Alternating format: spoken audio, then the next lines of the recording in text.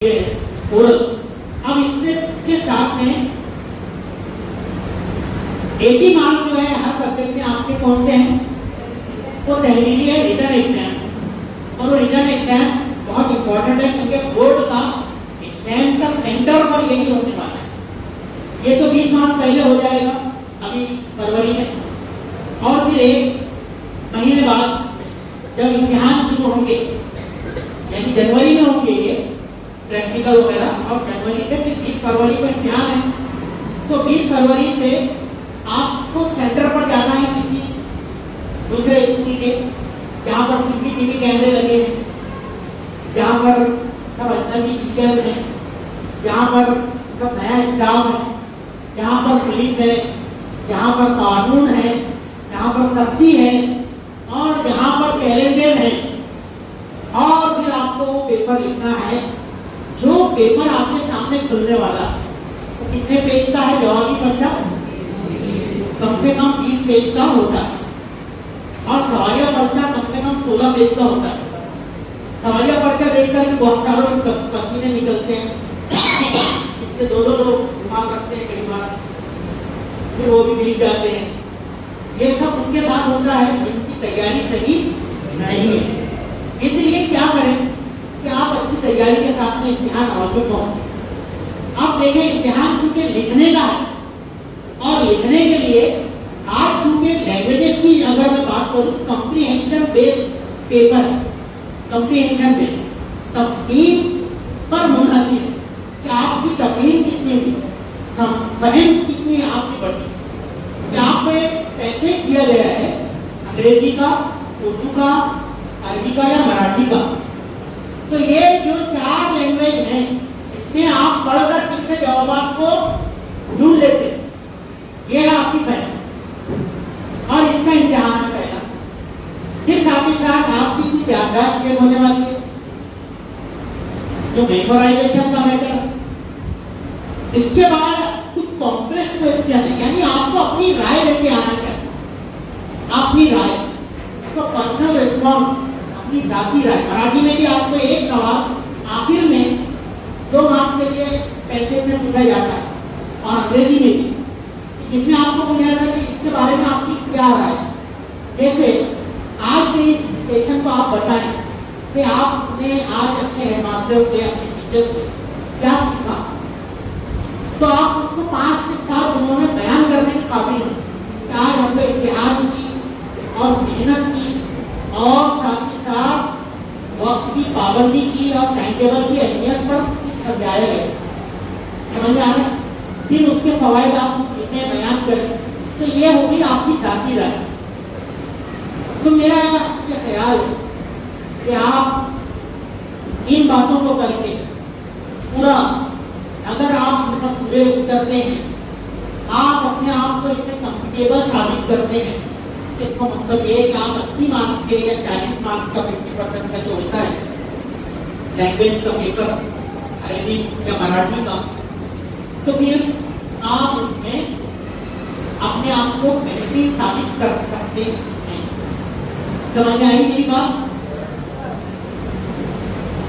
इसके लिए आपको और क्या करना पड़ेगा, क्योंकि तहरीरी क्या करना पड़ेगा, तो बोलेगा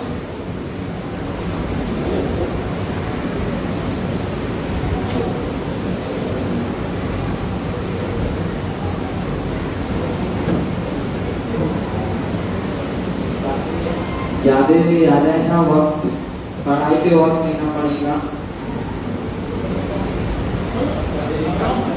तहरीरी काम मुकम्मल करना पड़ेगा। जर्नल मुकम्मल होता है, मुझे ये सब हमारा काम मुकम्मल रहना चाहिए, वक्त देना चाहिए पढ़ाई पर। ये तो ओवरऑल हुआ ना, मैं अभी तहरीरी इम्तिहान के पहलू पर शुरू कर रहा है। तहरीर का मतलब होता है लिखना, यानी आपकी पहली प्रैक्टिस किस पर होगी? किस पर होगी? लिखने पर।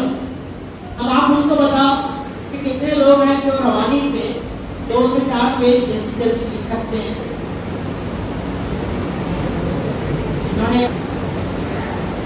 तहरीरी काम के लिए आपकी प्रैक्टिस होना, तहरीरी प्रैक्टिस यानी लिखने की प्रैक्टिस। आपको एक लेटर लिखना है हर लैंग्वेज के पेपर में, एक मजमून लिखना है, इसके अलावा कुछ डायग्राम बना के कुछ बयान करना है ना। फिर उसके बाद में कुछ जैसे डांसी रेस्पॉन्स के कुछ सवाल के जवाब लिखने हैं, कुछ ट्रांसलेशन करना है, ये हर पेपर में होने वाला है। तो आप सोचिए कि ये लैंग्वेजेस की जो बात है, इसके लिए आपको लिखने की प्रैक्टिस और पढ़ने की प्रैक्टिस होना चाहिए, यानी रीडिंग और राइटिंग, ये दो स्किल्स पर आपको खास तौर पे अभी बार बार मेहनत करना है। अब कितने लोग हैं बोलते हैं मैं तो पढ़ता हूँ, कुछ लोगों ने टाइम टेबल का भी जिक्र किया, मैं तो लेकर बैठता हूँ, टाइम टेबल भी बहुत अच्छा है, आप पढ़ते भी हैं, आप बैठते भी हैं, लेकिन आप लिखकर प्रैक्टिस नहीं करते। तो इसका मतलब ये कि अपना वो पहलू कमजोर रहते हैं। और जैसे पेपर सामने आता है, जवाबिया पर्चा आपके हाथ में, अब सवालिया पर्चा आपके सामने, तो उस वक्त आपके पसीने टूट जाते हैं कि यार लिखने की प्रैक्टिस नहीं किया, उस पर लिखने में कमजोरी आ रही, मेरी गलतियां हो रही है, या मैं लिखता हूँ फिर काटने लगता हूँ, एक लफ्ज काट, इसको बोलते हैं फोड़ तोड़ करता हूँ, और ये काट छाट की वजह से आपके मार्क्स मुतासर होते हैं, या आप जितना सोच कर गए थे उतना नहीं कर पाते। तो क्या इम्तिहान में कहेंगे, इम्तिहान में ऐसा कुछ चाहेंगे क्या कि ऐसा हो, चाहेंगे क्या? चाहेंगे तो क्या चीज की पढ़ाई में आपको बताएं क्या क्या चाहेंगे आप, क्या चाहेंगे?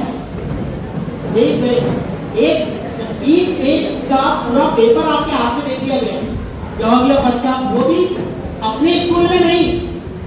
और मैं एक बात और बता दूं, हमारे चेयरमैन साहब के सामने मैं फिर से याद दिला सर, हमने 13 अगस्त और 14 अगस्त को दोनों साथ में चलकर 10वीं की क्लासेस में 191 दिन की उल्टी गिनती शुरू करवाई थी, तो आपको याद, अब ये 191 डेज का सर कितनी मेरे साथ में। तो आप जरा गौर करें कि मैंने इनको आज पूछा कितने दिन बाकी है, तो बोले 36 दिन तो निकल चुके, और कितना आप कुछ बच्चों को याद है, बाकी तो नहीं ले रहे, तो बोर्ड पे लिखा जाता है। तो 154 डेज लेफ्ट फॉर एसएससी, 154 दिन बाकी रह गए, और ये बहुत ही कम अर्था है। अब मैं आपसे 1 महीने बाद मिलूंगा फिर से, तो 1 महीने बाद में कितने दिन कम हो जाएंगे? 3 दिन कम हो जाएंगे, फिर ऐसे ही करके और 50 दिन, 60 दिन, और आखिर में जाके 10 दिन रह जाएंगे, 1 महीना रह जाएगा या 10 दिन रह जाएंगे, और आप बोलेंगे कि अब तो और टिकट करते देखिए आपको, अब हम जा रहे हैं। तो ये जो सिलसिला है याद दहानी का तो चलता रहेगा, लेकिन इसका सही फायदा किस सूरत में आप ले पाएंगे? जब आप पढ़ाई से जुड़े रहेंगे। अब ये उसने भी बताए थे, उस लेक्चर में भी बात आई थी कि आपके पास डेली भी काम होना चाहिए। आप आते हैं स्कूल रोज, बहुत सारे बच्चों की रेगुलर अटेंडेंस है, लेकिन उनके पास डेली काम पूरा नहीं है, तो लिखने के काम से इम्तिहान में बोर्ड के लिखने का इम्तिहान होने वाला है, और वो 80 मार्क्स का है, तो कैसे होगा बताइए मुझे? आपके पास लिखा होगा नहीं, आपकी लिखने की प्रैक्टिस नहीं है, यानी आपको याद तो होता है लेकिन आप लिख नहीं पाते हैं, उसको रिप्रोड्यूस कागज पर कर नहीं पाते, तो फिर कैसे करें? तो ये सरासर नुकसान होने वाला है कि उन लोगों का जो लापरवाही से अपने असातिज़ा की बात को लेते हैं, उनके बातों पर अमल नहीं करते हैं, ये बहुत जरूरी है। इसलिए भी मैं बोल रहा हूँ कि आप अभी से होश के नाम लें। मैंने पहले भी कहा, फिर मैं अपने जुमले को दोहराता हूँ कि कोई काम सिर्फ यूं ही आज पढ़ लेता हूँ बैठ जाता हूँ, ऐसा नहीं होने वाला।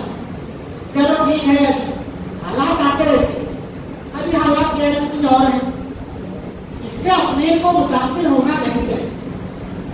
ये हालात बदल जाएंगे, फिर से सही से मामला होंगे, तो ये हम अपने उन हालात से त्यौहार आते रहेंगे, हालात बदलते रहेंगे, मौसम बदलते रहेंगे, लेकिन आप एक बात सोचो कि इन सबके साथ में वक्त भी बदलता है, और वक्त बहुत कीमती है। इससे पहले कि वक्त बदल जाए, हमको अपने आप को बदलकर काम शुरू करने की सख्त जरूरत है, और वो काम क्या है? पढ़ाई।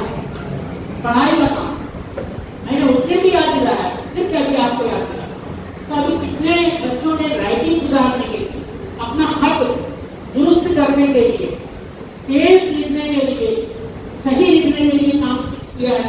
ये जो बच्चों ने अभी ताकुरात किए, बहुत सारे बच्चों ने बहुत अच्छे एक्सप्रेशन दिए माशाअल्लाह उस दिन के लेक्चर के हवाले से। हाँ वो बोलना बताया, बोलता लेकिन कैसा है कि टीम वर्क है, हम लगे हैं सब मिलकर। अकेले का नहीं, मैं तो ये बोलता हूँ कि मेरे साथ में हमारे जो है हमारे बड़े भाई पटेल साहब वो लगे, हमारे टीचर्स पूरे लगे, क्लास टीचर लगे। तो ये मेरा तो काम ही है कि मैं वो जगाते रहूँ, बोलते रहूँ, और इसीलिए मैं यहाँ थोड़ी स्ट्रेस कम थी, तो इसीलिए आशीष सर के साथ में, हमारे डॉक्टर के साथ में मैं लेकर आया। अभी अब ये और चीज मैं आपको बताता हूँ, लेकिन आप तसलसल की बात, तसलसल कंसिस्टेंसी बोलते हैं इंग्लिश में। आप कभी कभी कोई काम करते हैं तो उसको बोलते हैं वेरी फ्रीक्वेंटली, कभी कभी आ गया हो गया, लेकिन यहाँ पर जो शब्द है वो कंसिस्टेंट, यानी अपने काम को मुसलसिल इस्तेहकाम के साथ में करते रहे, यानी उसमें आपको एक दिन भी रुकावट भी ना आए और रफ्तार भी कम ना आप करते। इसीलिए बोलते हैं कि आपने वो बहुत मशहूर कहानी है, बचपन से हर शख्स से जुड़ा हुआ, तो जितना ही बुद्धू किस्म का स्टूडेंट होगा उसको भी वो कहानी याद होगी। क्या बनेगी? आप क्या बनना चाहते हैं? कछुआ। क्यों? हाँ, क्योंकि कछुआ विनर था उस प्लेस का, और वो क्यों जीता? क्योंकि वो मुसलसिल करता रहा, लेकिन उसने काम बंद नहीं किया और खरगोश क्या कर रहा था, अगर से वो बहुत एक्टिव था, ये सब आपको मालूम है कि मैं उसको जवाब से दे रहा हूँ कि भाई वो क्या कर रहा था, ठीक है मैं तो दौड़ सकता हूँ, ये तो कुछ मेरे सामने की इसकी हैसियत ही नहीं, और इसीलिए वो आखिर में जाके हार गया और जीता कौन? कछुआ। अब उसको आप एक बात बताइए, इसमें सबसे जो सबक है इसका वो है कि slow and speedy means the race, आहिस्ता लेकिन तसल्सल के साथ चलने वाला वो जीत जाता। अब आप उसको एक बात बताएं कि भाई कितने आप रिजल्ट के दिन देखते हैं, कितने लोग हैं, कितने स्टूडेंट हैं जो आपके आसपास बैठते हैं, लेकिन वो आगे दिखाई देते हैं रिजल्ट के दिन। क्यों? क्यों?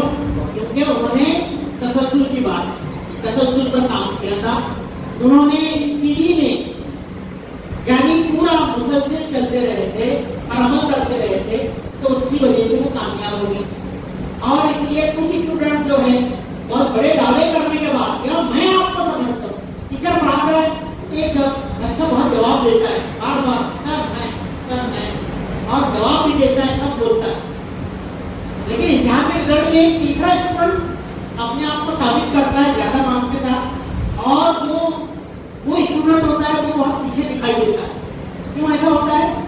क्योंकि वो मेहनत में हमने तसल्सल कायम नहीं रख पाया, इंसानियत के साथ में आगे नहीं बढ़ता रहा, बल्कि रुकता रहा, बढ़ता रहा, कुछ भी था जो भी मामला, और अपनी सलाहियतों का उसने सही इस्तेमाल नहीं किया। तो मेरा आपको मशवरा है कि आप अपना जो है तसल्सल कायम रखिए पढ़ाई में, और उसके लिए सबसे बेहतरीन तरीका होता है टाइम टेबल, जिस पर आज बहुत तफसील से बात हुई है। बच्चों ने की अहमियत को समझाया हमी तौर पर।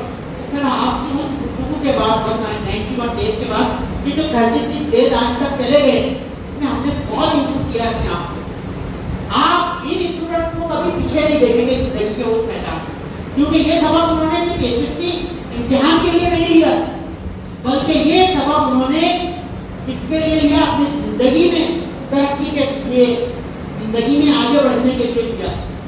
और आप इसीलिए सर ने कहाँ तक बात हासिल कर कि ये जो मामला है ये सिर्फ यहाँ का नहीं है, बल्कि अब जिंदगी में 10वीं के बाद 12वीं के बाद ग्रेजुएशन, इंजीनियरिंग या जो फील्ड में आप जाना चाहते हैं, यूपीएससी का भी जिक्र किया, यानी आगे वहाँ भी टाइम टेबल अपनी अहमियत आपको समझाता रहता है कि टाइम टेबल क्यों है, और इसलिए टाइम टेबल के मुताबिक, और आपको टाइम टेबल समझाने की क्यों जरूरत हो,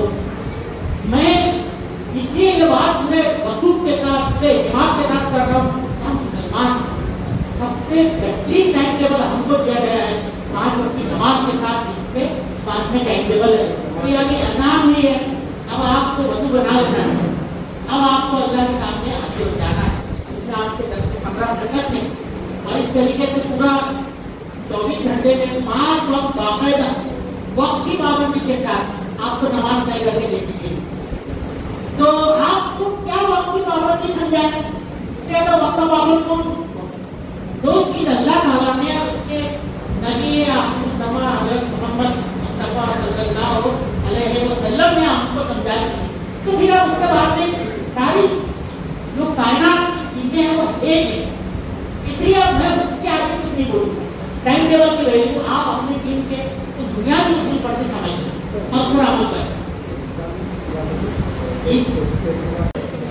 अब आप थोड़ा सा अपने टीचर्स के ताल्लुक से, अपने सब्जेक्ट के ताल्लुक से कुछ थोड़ा सा आकर मुझको बताएं। आप दो जुमले में भी बोल सकते हैं, आप बहुत मुख्तसर में बोल सकते हैं, क्योंकि आपको कौन सा सब्जेक्ट ज़्यादा इजी जाता है, कौन सा सब्जेक्ट ज़्यादा इंटरेस्टिंग है, कौन से सब्जेक्ट में मुश्किल जा रही है, और कौन सी मुश्किल है जिसको आप प्रेफरेंस के साथ में हल करवाना चाहते हैं, बहुत जरूरी। मुझे इंग्लिश सब्जेक्ट ज़्यादा अच्छा लगता है। कौन पढ़ाता है? इंग्लिश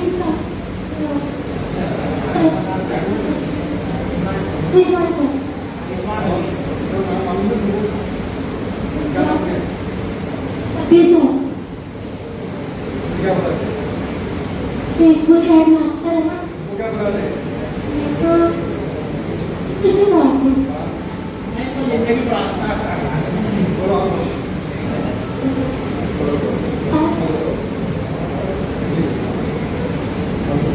देखिए, जिंदगी के सबक पढ़ाने वाला आपका पहला और बहुत बड़ा उस्ताद होता है।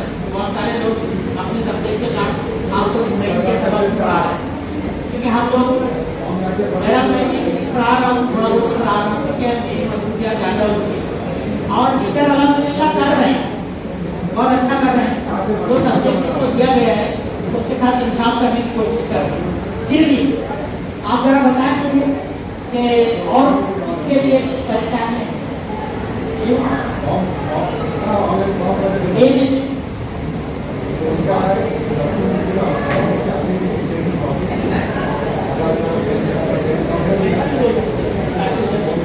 साइंस और टेक्नोलॉजी समझने पर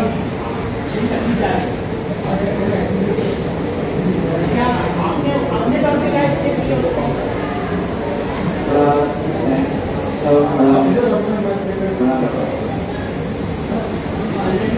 हाँ भेजो भेजो।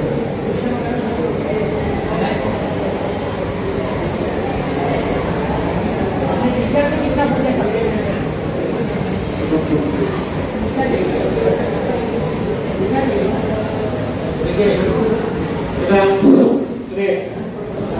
थोड़ा सा अगर हम कोई भी सब्जेक्ट, जितने भी सब्जेक्ट हम यहाँ पढ़ते हैं जिसका हमें इम्तिहान होने वाला है, अगर किसी भी सब्जेक्ट में अगर आपको किसी भी तरह की प्रॉब्लम आती है, तो जो देखो हम लोग ऐसा हम लोग सोच क्या रखती है, हमारी सोच ये है कि हमारा बच्चा पढ़ने के बाद यानी स्कूल पढ़ने के बाद उसको बाहर किसी भी तरह की ट्यूशन करने की जरूरत न है। हम लोग करते ही नहीं चाहते कि आप ट्यूशन जाएं, और नहीं हम कोई सोचा छोड़ते हैं ताकि आप उस सोचे को ट्यूशन में पूरा करें। बल्कि ये आप हम इस तरह से आपको तदरीस की जाती है ताकि आपको 100% आपकी जो भी प्रॉब्लम है उसको में सॉल्व हो। इन द केस अगर आप लोगों के साथ कभी ऐसा भी होता है, क्योंकि हम समझते हैं कि बच्चों के कहना है कैटेगरी होती है, सबका आईक्यू लेवल एक जैसा नहीं होता, सब लोग एक जैसे सीखते हुए सबके अलग अलग अपने अपने तरीके होते हैं सीखने के। लेकिन अगर फिर भी अगर आप में से कोई बच्चा ऐसा है जो जिसको कोई भी चीज समझने में दुश्वारी होती है, आप यकीनी तौर पे अपने उस सब्जेक्ट टीचर से पूछिए जिसमें आपको प्रॉब्लम। यकीन मानिए कि वो जो है आपकी बातें सुन करके वो खुश हो जाएगा, मेरा बच्चा आया तो क्या बोलेगा, मेरा बच्चा आया तो मतलब खुश हो जाएगा। आपको एक बार नहीं, आपको 2 बार बताएगा, वो 3 बार बताएगा, बल्कि एक बार सवाल पूछने के बाद कभी दूसरे फार्मूले का कोई दूसरा हिसाब होता है या साइंस का कोई दूसरा चैप्टर होता है, तो वो खुद आपसे पूछेगा ये बता तुम है क्या बोलेगा, समझ में आया? तो ये उस वक्त मुमकिन है जब आप खुद उसको पढ़ोगे। तो आज सब्जेक्ट पढ़ा जा रहा, आज आपने कुछ पढ़ा नहीं, 2 दिन बाद आपने उसको जरूर किया, तो आपको पता ही नहीं चलता कि हमने उस सबक को पढ़ा था या नहीं पढ़ा था, भूल गया, हमें तो कुछ याद ही नहीं। तो ऐसी सूरत में ये सब प्रॉब्लम है। पढ़ने का जो तरीका है, पढ़ने का सुनिए, पढ़ने का एक तरीका होता है जो कौन से तरीके हैं, जिस तरीके को हम अप्लाई करते हैं कि हमें रीडिंग, लर्निंग ये सारी चीजें आती, वो एक वजह बनती है। वजह उसकी, आप चाहे स्कूल से आके बस्तर लेके आए, अपने क्लास में बैठ जाए, फिर जाके बस्तर रख के, या फिर आज आपने मैथ पढ़ा है, आप जो उर्दू पढ़ रहे हैं, है ना, तो फिर उस हिसाब से आपने पढ़ रहे हैं कि आपको वो चीजें, तो दिमाग का एक सिस्टम होता है कोई चीज याद रखने का, याद करने का। जिस दिन आप दिमाग के सिस्टम को आप वहां से हटोगे तो क्या मालूम था, तो वो चीज भूल जाए। तो हर एक पढ़ाई का, तालीम का एक सिस्टम होता है कि आपको कैसे चीजें पढ़ना। देखो हम क्या करते हैं, हम अक्सर हम अपने सब्जेक्ट में क्या करते हैं कि बेटा इसकी रीडिंग करके ना, और सफा नंबर इतने पे उसके अल्फाज बंद है, अल्फाज बंद एक बार पढ़ के आएंगे, एक बार आयत पढ़ के आना या जुमले पढ़ के आना, अल्फाज बंद पीछे पढ़ के आना, बस इतना करके ना बाकी हम लोग क्लास में कर लेंगे। इसकी वजह क्या है? इसकी वजह ये होती है कि आप जब जुमले पढ़े रहेंगे, अल्फाज बंद पढ़े रहेंगे, जब हम पहली बार आपको बताएंगे तो आपको वो चीज याद आएगी। क्या याद आएगा? हाँ, आप रात में बैठे थे, अल्फाज में पढ़ रहे थे, तो वो एक चीज जो शब्द है या बोर्ड पे लिखे हुए हैं, जुमले के साथ ऊपर लिखे हुए हैं, तो वो कनेक्शन बनेगा क्या का, क्लासरूम का और आपके घर का जब आप स्टडी कर रहे हैं, तो ये कनेक्शन बना तो सारी चीज आपको क्या 50% आपको वो चीज वही याद जाए। अगर फिर वही 50% को आप 3 दिन या 4 दिन बाद एक बार रिवीजन कर लिए, तो एक ड्यूरेशन आपका जो का था, वो ड्यूरेशन आपको दिमागी IQ के हिसाब से आपको 20 दिन आगे चला गया, यानी 20 दिन तक आप जो इस चीज को भूल नहीं सकते, है ना। फिर उसके बाद जो है इस तरह का सिस्टम होता करने का। बड़ा हमें जो है हम लोग तो बहुत खुश होते हैं इस बात से कि आप ऐसे कोई भी तकवा किसी भी तरह का कोई सवाल पूछता है तो पूछिए, और उसे आपको पूछना भी चाहिए। जब भी कोई चीज आपको, कोई चीज भी किसी भी सब्जेक्ट के ताल्लुक से अगर आपको समझ में आए तो आपको पूछना। अब देखिए, सवाल करने वाला, सवाल पूछने वाला बहुत अहम होता है। अगर आपको ऐसा लगता है कि आपकी कोई तकलीफ है, कोई दिक्कत है, आपको किसी सब्जेक्ट में, किसी भी एक मसले पर, कोई भी सब्जेक्ट में, तो आप उस टीचर से जो आपको पढ़ाते हैं सवाल करेंगे, वो आपके मसले को हल करेंगे। लेकिन उससे पहले मैं आपसे इतना जरूर कहूँगा कि उस सब्जेक्ट के ताल्लुक से आपका काम पूरा होना चाहिए। आप ऐसा करके टीचर को ये लगे कि ये तो इरिटेट कर रहा है मुझको, खुद तो अपने काम पूरा नहीं करता है, लेकिन उससे ये एक्सपेक्ट करता है कि मैं इसके सारे तवक्कुआत पर पूरा उतर जाऊँ। ये एक अच्छे तालिब इल्म होने की निशानी नहीं है। इसलिए अपना काम पूरा करके बढ़े। आपने अगली बार में आपको तहरीर काम पहले तो चेक करवाऊंगा, फिर सेशन हमारा शुरू होगा, तो इसलिए आज की बात को वक्त दे रहा हूँ। साइंस के जर्नल सबके पास चाहिए, प्रैक्टिकल्स का रिकॉर्ड लिखा हुआ चाहिए, चेक किए हुए चाहिए। दूसरे, आपके पास में तमाम सब्जेक्ट की नोटबुक होनी चाहिए, आपके पास में किताबें होनी चाहिए, आपके पास में हर वो चीज जो स्कूल की जानिब से तहरीरी काम मुकम्मल करने के ताल्लुक से आपको हिदायत की गई थी वो चाहिए। जितनी आप मेहनत करेंगे, जितना अपने वक्त का सही इस्तेमाल करेंगे, जितना फजूलियात से बचेंगे, जितनी बेकार की हरकतों से बचेंगे, जितनी अपने असातिज़ा की हुक्मरानी से बचेंगे, उतना आपको अपनी जिंदगी में फायदा होने वाला है। इस बात को जिसने गिरा में बांधा वो आगे बढ़े। बहुत सारे तलबा बाकी में इसी तरह से आगे बढ़े, तो उन्होंने अपने असातिज़ा की बातों पर अमल किया था, अपने वालिदैन की हिदायत पर अमल किया था, उनकी हुक्मरानी नहीं की थी। तो ये तमाम लोग आज जिंदगी में ऊंचे मकामात और मनसब पर आए।